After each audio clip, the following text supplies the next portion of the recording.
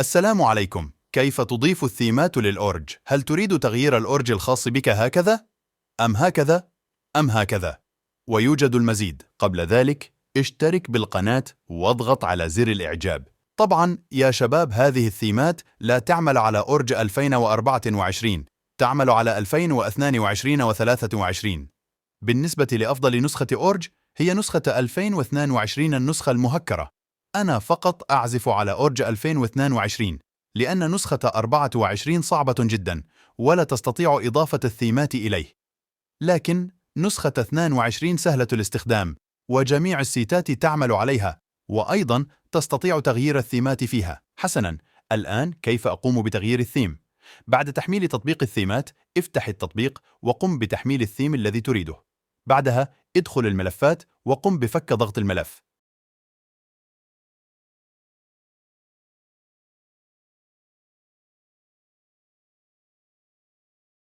بعدها ادخل تطبيق الأورج وأضغط هنا. بعدها اضغط هنا.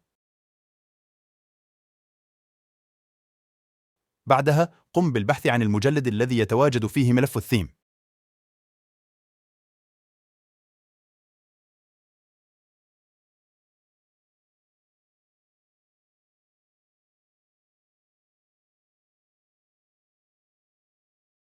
اختر ثيم المفاتيح.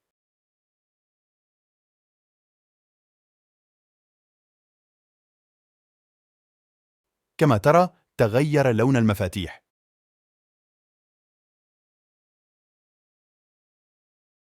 الآن نختار ملف الواجهة.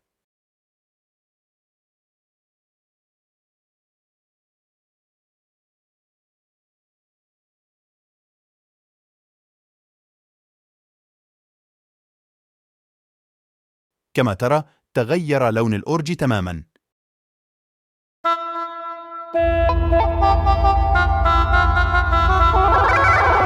يمكنك الآن الاستمتاع بالعزف. والسلام عليكم ورحمة الله وبركاته.